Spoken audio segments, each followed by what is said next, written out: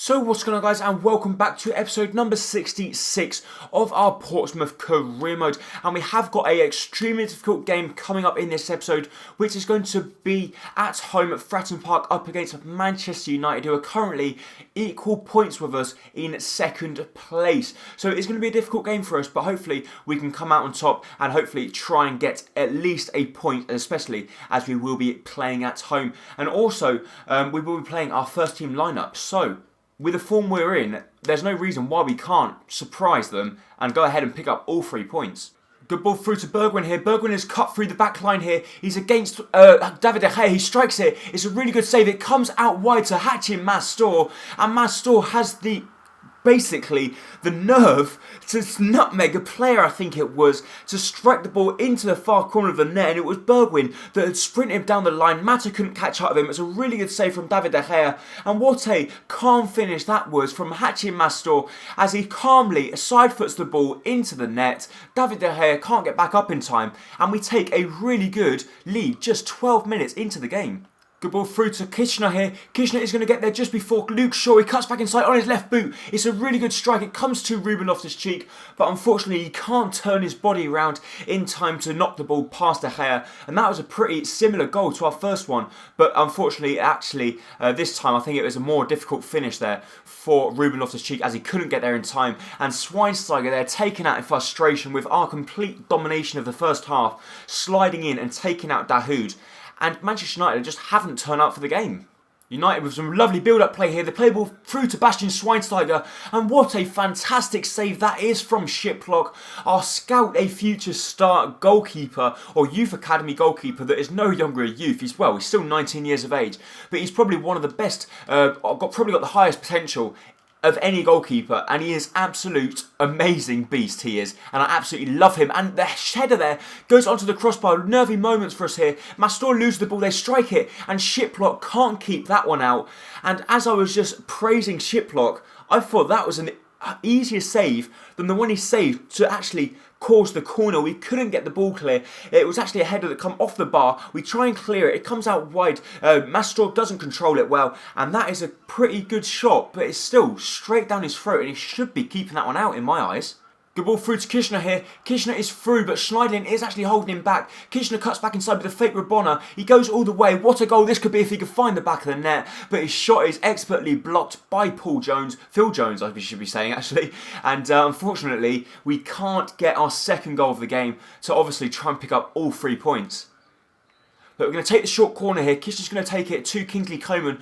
This does work several times. Kingsley Coman strikes it, and it's a pretty good save from David De Gea to prevent Kingsley Coman from finding that far corner. But Man United with a really good chance here. Javier Pastore is being played through down the wing. He's going to try and take on Alves. And we really got to try and get the ball back. A lovely ball into the box. It's a really good header from Iñiguez. But they do get the ball back through Ander Herrera. He tries chipping the ball back inside. It comes back to Rojo. But Rojo is actually standing in an offside position. It now gives United the chance to win the game here. They play the ball inside. It's a comfortable save there for Shiplock, who throws the ball out wide. Jesus tries to win it. But it doesn't matter because the referee blows his final whistle. And we end up actually drawing the game 1-1 at home at Fratton Park. So it's not the worst result, as Manchester United are not going to start crawling away from us. But the problem is Man City have probably won, and they're probably going to gain another 3 points on us now, which is a little bit disappointing in my eyes.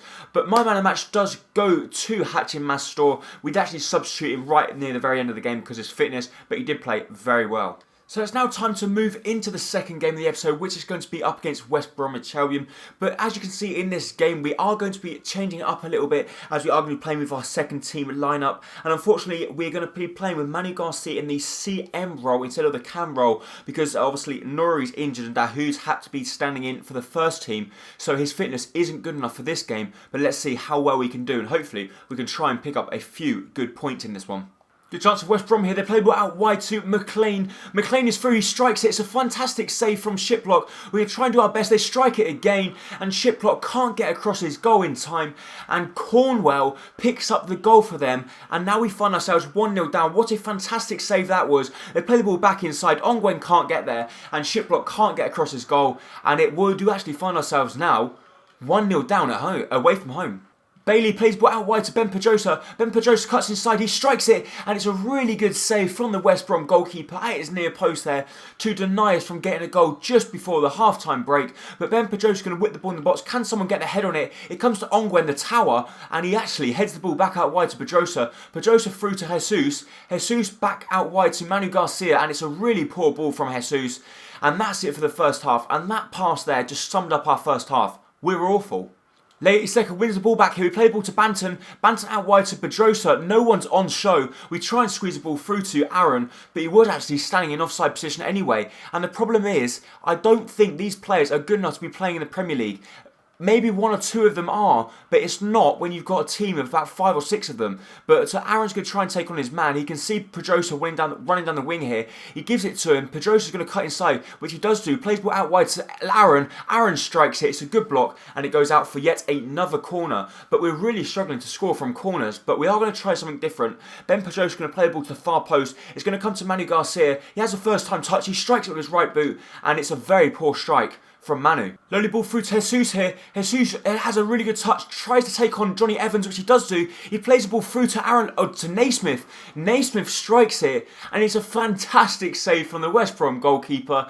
And it just doesn't look like this is going to be our day, and it doesn't look like we're going to be able to try and get the late equaliser. With the ball in the box, it comes to Naismith. He wins the header, but it's a comfortable block there for the West Brom defender. But Ongwen's on the ball. Ongwen plays the ball out wide to Manu Garcia. Manu Garcia is sprinting down the wing. He takes on his man. He's going to try and whip it into the far post. Unfortunately, he can't, but we do actually get given yet another corner. Can we try and create something? Manu Garcia is going to whip it into the box. It does come to Kouatse, and wow. That just sums up our game, doesn't it? It's a really poor corner. They clear the ball out wide, and the referee surely is going to blow his final whistle now. So the referee now blows his final whistle. We end up losing the game 1-0. It's not the best of performances from us, but my man of the match does actually go to Naismith, as he only just come onto the pitch. He nearly scored a good goal for us, but unfortunately it just wasn't to be. So we end up losing the game. We end up dropping 3 points, which is very poor from us. But then I suppose when you're playing with our second team, I suppose you can't really expect much more. Manchester City actually won their game 2-1 away from home up against Middlesbrough, so they pretty much creating a sizable lead for themselves now. So now it's time to step into the third and final game of the episode, which is going to be at home at Fratton Park up against Aston Villa in the FA Cup round of 5. So we have now got our first team lineup back, so hopefully we can go ahead and progress, and maybe we can even try and pick up our first FA Cup trophy. Lovely ball through to Bergwijn here, a lovely ball through, and can he take on Carlos Gil? There's 3 against 1, he's going to try the Ronaldo chop inside, it doesn't quite work, and Kingsley Coman slides in there, but he actually hurdles the challenge, but we get given a throw-in. In Aston Villa's half. So we've got the ball with Ruben Loftus-Cheek here. Loftus-Cheek's going to play the ball out wide to Alves. Alves to Kishner. Kishner taking on his man here, Sissoko, who's been playing really well in the early stages, especially trying to get forward. And the skill move just didn't work there. Ruben Loftus-Cheek with a lovely ball through to Bergwijn here. Bergwijn sees Dahoud. It was a really good ball through to him, but a lovely interception as well from Aston Villa. And we mess it up through the back here. Iñárritu tries to get back, and thankfully he gets it just in the nick of time as we nearly mess it up big time. Ruben Loftus-Cheek with the ball through to Dahoud here. Dahoud unfortunately is left-footed, so he tries to play the ball back on his left foot, but that was where all the players were. So he actually wins the ball back here expertly, and that's why I absolutely love having Dahoud in the side, because he works so hard and he wins the ball back really well as well. But Ruben Loftus-Cheek on the ball here, he's going to try and find Bergwijn, or he plays the ball back to Hatchet Mastor. Mastor's got nowhere to go, but he's going to cut back inside with a scoop turn. Lovely skill move from him. He tries to find the back of the net, and it's a really good one-handed save there from Bun.